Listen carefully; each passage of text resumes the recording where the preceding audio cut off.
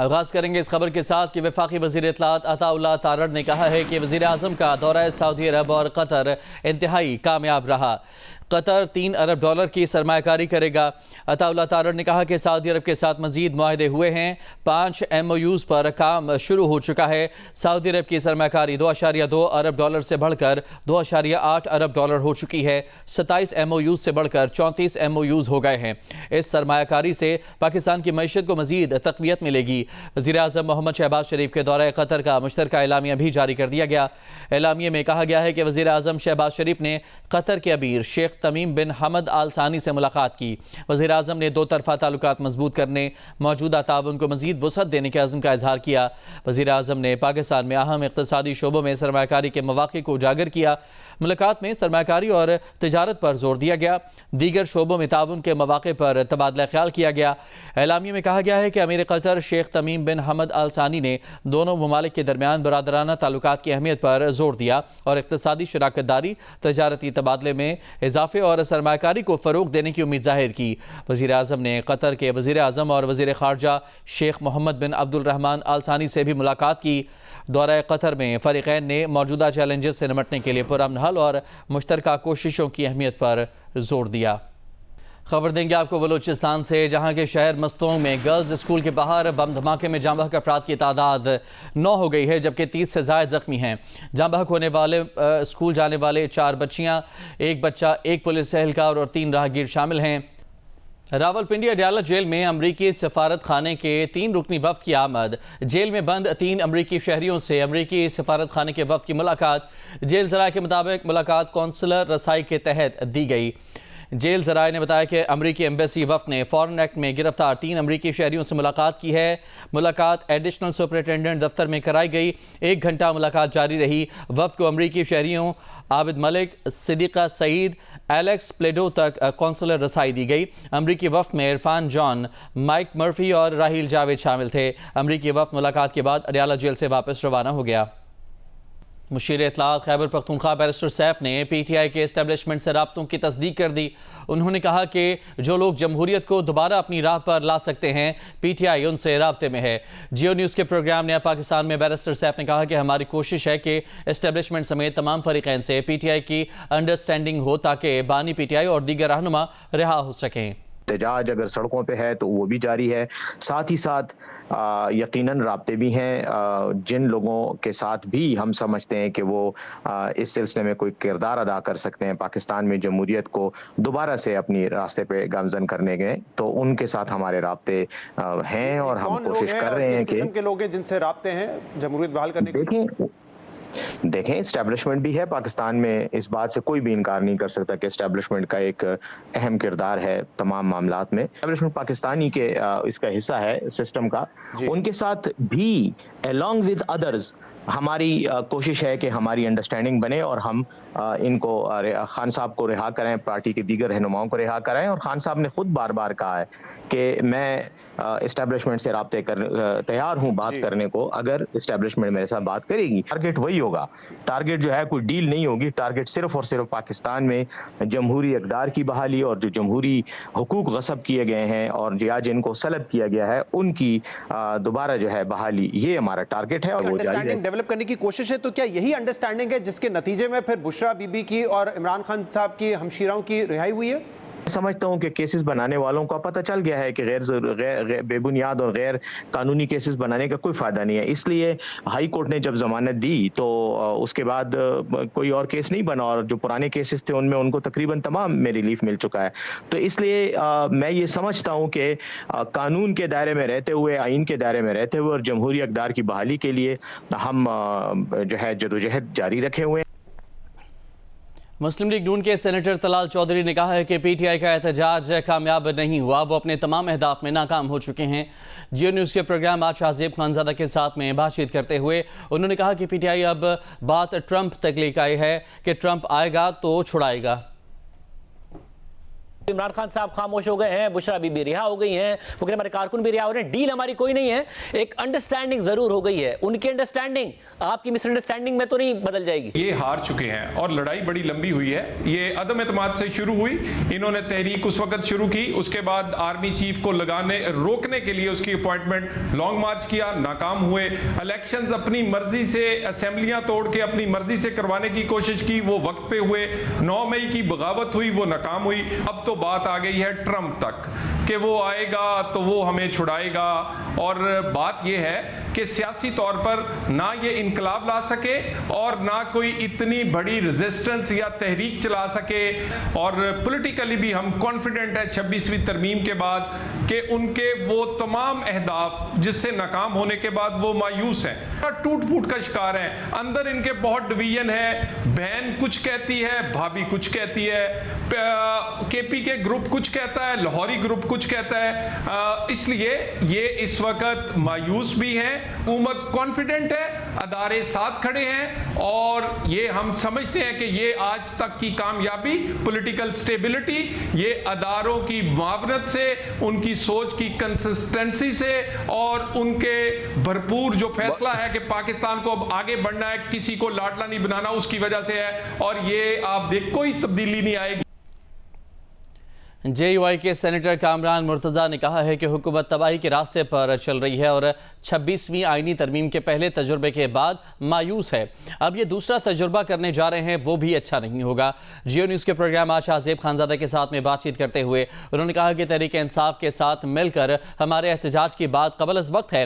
آج P T I رہنماؤں نے مولانا کے لیے بانی پی ٹی آئی کا نیک خواہشات کا پیغام پہنچایا اور واضح کیا کہ 26ویں ترمیم کو ووٹ دینے پر غدار کہنا مولانا کے لیے نہیں تھا. آپ اپنے کنسرنز کا بہت زیادہ اظہار کر رہے ہیں, حکومت تعداد بڑھانے جا رہی, کیا کیا جائے, کیونکہ حکومت تو نہیں رک رہی ہے. حکومت شاید ایک ایسی تباہی کے راستے پہ چل گئی ہے. پہلا تجربہ کر لیا, اس کے بعد مایوس ہیں. اتنی خوشی نہیں ہے جتنی خوشی سے پہلے جو ہے نا, وہ امینڈمنٹ کرنے سے پہلے جو خوشی جو ان کو فیل ہو رہی تھی. تو اب یہ پھر دوسرا تجربہ کرنے جا رہے ہیں, اور یہ تجربہ بھی شاید جو ہے وہ الٹیمیٹلی ان کو کوئی اچھا نہیں ہوگا. کیا تحریک انصاف اور آپ کہیں نہ کہیں قریب آ رہے ہیں, کیونکہ تحریک انصاف کہہ رہی ہے کہ ہم ملک گیر احتجاج کی طرف جا رہے ہیں, باقی جماعتوں سے بھی بات کریں گے. یہ بات ہماری پری میچور ہے کہ ہم احتجاج کی طرف جائیں.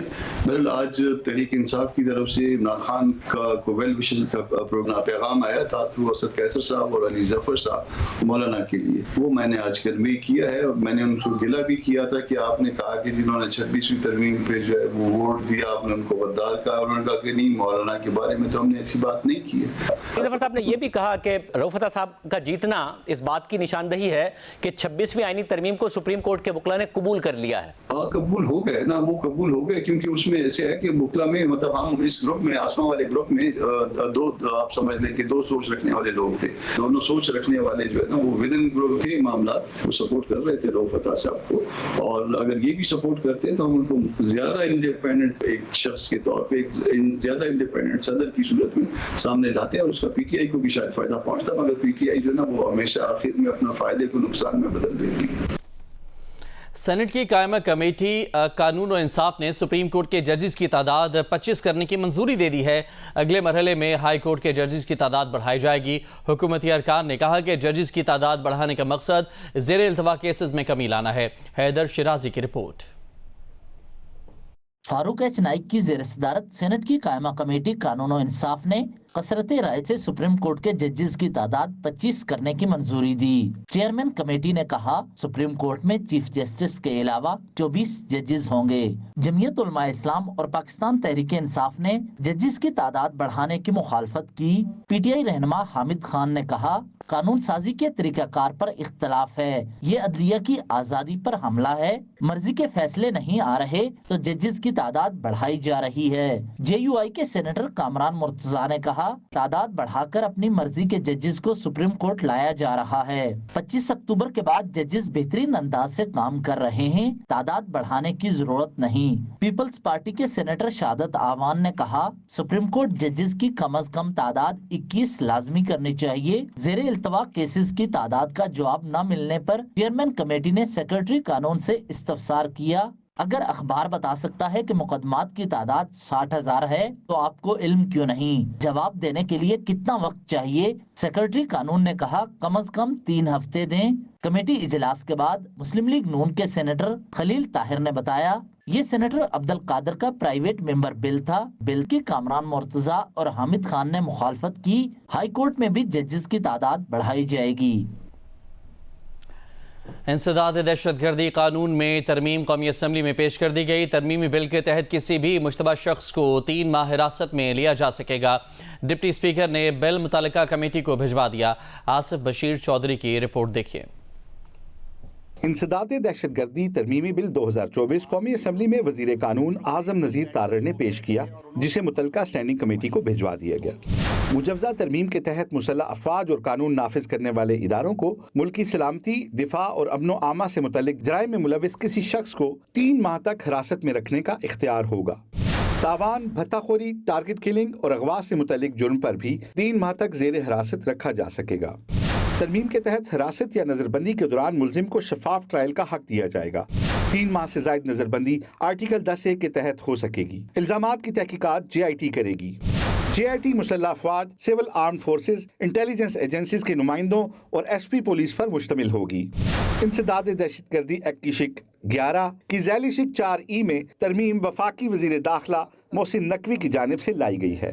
Asif Bashir Chaudhry, Geo news, parliament house, Islamabad. خبر شامل کریں گے۔ سربراہ ANP سینیٹر ایمل ولی خان نے کہا ہے کہ پنجاب کی قسمت 18ویں ترمیم سے پہلے بھی چمک رہی تھی، ترمیم کے بعد اور چمک رہی ہے۔ سینٹ میں اظہار خیال کرتے ہوئے ایمل ولی خان نے کہا کہ باقی صوبے 18ویں ترمیم سے پہلے بھی رل رہے تھے، ترمیم کے بعد بھی رل رہے ہیں۔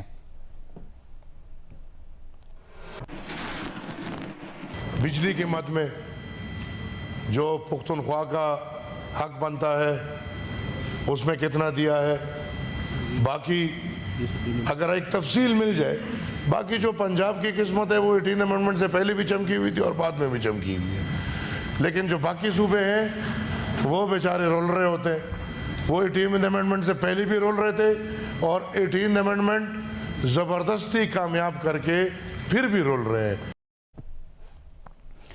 FBR نے کراچی میں پراپرٹی کی نئی قیمتوں کا اعلان کر دیا ہے۔ چند سوسائٹیز کی قیمت 800% تک بڑھا دی گئی ہے، جبکہ بیشتر علاقوں کی قیمتوں میں اوسط 10 سے 15% تک اضافہ کیا گیا ہے۔ دیکھیے علی عمران سید کی رپورٹ۔ FBR نے کراچی میں پراپرٹی قیمتوں میں اضافہ کر دیا۔ DHA فیز 8 اور سپر ہائی وے کی نجی ہاؤسنگ اسکیم کے پلاٹس کی قیمتوں میں کمی کے علاوہ تقریباً تمام پراپرٹیز کی قیمتوں میں اوسط 10 سے 15% تک کا اضافہ ہوا ہے۔ FBR کی جانب سے نئی ویلیویشن لسٹ کے مطابق بعض علاقوں کی پراپرٹی کی قیمتیں حیرت انگیز طور پر طے کی گئی ہیں۔ ایئرپورٹ کے قریب ماڈل کالونی کے مکانوں کے ریٹس PCHS اور محمد علی سوسائٹی سے بھی زیادہ کر دیے گئے ہیں۔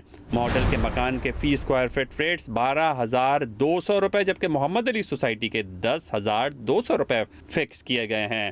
FBR نے شہر کے بیچ موجود پارسی کالونی کے ریٹ 3,000 فی اسکوائر فٹ جبکہ گلستان جوہر کے بیشتر بلاکس کے ریٹ 4,600 روپے فی اسکوائر فٹ رکھے ہیں۔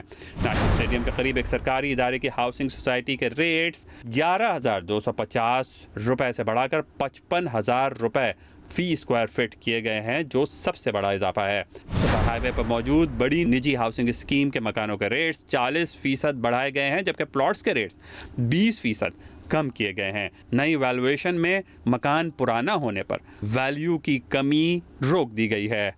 اگر فلیٹ کہیں بھی پرانا ہے، 20 سال پرانا تو 30% کی ریڈکشن ملتی تھی، اور اگر 30 سال پرانا ہے تو 50% کی ریڈکشن ملتی تھی۔ مکان میں بھی یہ ہے کہ مکان میں اگر 20 سال سے زیادہ کا اسٹرکچر پرانا ہوتا تھا تو وہ اوپن پلاٹ کے پہ آ جاتا تھا، لیکن اب انہوں نے وہ اجلت میں وہ بھی ہٹا دیے چیزوں کو۔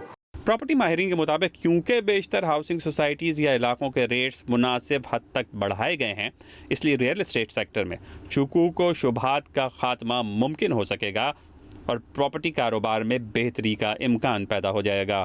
کیمرہ مین عدنان حیدر کے ساتھ علی عمران سید، جیو نیوز، کراچی۔ سعودی وزیر خارجہ فیصل بن فرحان نے کہا ہے کہ سعودی عرب کے اسرائیل کے ساتھ تعلقات اس وقت تک معمول پر نہیں آئیں گے جب تک فلسطینی ریاست کے قیام کا مسئلہ حل نہیں ہوتا۔ امریکی نشریاتی ادارے کو انٹرویو میں سعودی وزیر خارجہ نے کہا کہ فلسطینیوں کے حقوق کے تحفظ تک پورے خطے کی سلامتی داؤ پر رہے گی۔ مسئلہ فلسطین کا حل اسرائیل کی اپنی سیکیورٹی اور اسٹریٹجک مفادات میں بھی ہے۔ سعودی وزیر خارجہ نے مزید کہا کہ انہوں نے ایرانی حکام کو واضح پیغام دیا ہے کہ علاقائی امن کے لیے مزید تصادم سے بچنا ضروری ہے اور ایران بھی سمجھتا ہے کہ کشیدگی اس کے مفاد میں نہیں ہے۔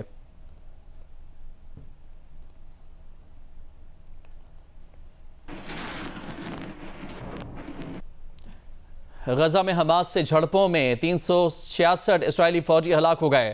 حزب اللہ کے اسرائیل اور لبنان میں حملوں میں 62 اسرائیلی فوجی ہلاک ہوئے۔ غزہ میں 58 اسرائیلی پولیس افسران بھی ہلاک ہوئے۔ اسرائیل نے تسلیم کیا ہے کہ غزہ جنگ کے آغاز سے اب تک 6 کرنل اور اعلیٰ افسران سمیت اسرائیلی فوج کے 778 اعلیٰ افسران اور اہلکار اور 68 اسرائیلی پولیس اہلکار مارے گئے۔ امریکی صدارتی انتخابات میں صرف 3 دن رہ گئے۔ کملا ہیرس اور ڈونلڈ ٹرمپ کا سوئنگ سٹیٹ میں ووٹرز کو قائل کرنے پر زور۔ ڈونلڈ ٹرمپ اور کملا ہیرس آج سے ریاست وسکونسن میں مہم کا آغاز کر رہے ہیں۔ کملا کی انتخابی مہم ٹیم نے کہا کہ ڈونلڈ ٹرمپ انتخابی دن ووٹوں کی گنتی سے پہلے ہی اپنی جیت کا اعلان کرنے کا دعویٰ کر سکتے ہیں۔ اس سے ان سے کسی بھی چیز کی توقع کی جا سکتی ہے۔ ابھی آپ کو بتائیں کہ گلگت بلتستان کے عوام نے 1 نومبر 1947 کو ڈوگرا راج سے آزادی حاصل کی۔ پاکستان سے والہانہ محبت اور عقیدت رکھنے والے گلگت بلتستان کے عوام پاکستان سے غیر مشروط الحاق کیا۔ جشن آزادی گلگت بلتستان کے حوالے سے اسلام آباد میں تقریب منعقد کی گئی۔ نیشنل پریس کلب میں تقریب کے مہمان خصوصی ترجمان گلگت بلتستان حکومت فیض اللہ فراق نے خطاب کرتے ہوئے کہا کہ گلگت بلتستان کے عوام نے اپنی مدد آپ کے تحت ڈوگرا راج سے آزادی حاصل کی۔ گلگت بلتستان کے عوام نے کلمے کی بنیاد پر بننے والے پاکستان سے غیر مشروط الحاق کا اعلان کیا۔